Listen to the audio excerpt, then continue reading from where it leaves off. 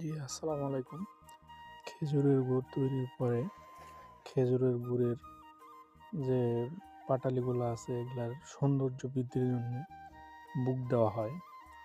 বুক দেওয়া হয় সাধারণত গুড় দিয়েই। এটা গুড়ের সৌন্দর্য বৃদ্ধি করে এবং আকর্ষণীয় করে। পিওর গুড় বানানো আসলে খুব কষ্টসাধ্য। ভোর ৫টার সময় রস গাছ থেকে পাড়তে হয়, তারপরে সেটা পরিষ্কার করতে হয়, সেঁকতে হয়। সেঁকার পরে এটা ৩-৪ ঘন্টা জাল করা লাগে। ৩-৪ ঘন্টা জাল করার পরে এটা আস্তে আস্তে গুড়ে পরিণত হয় এবং গুড় বানানোর আগে বীজ দিতে হয়। বীজ দিয়ে এটা আবার গুড়ে রূপান্তরিত করতে হয়।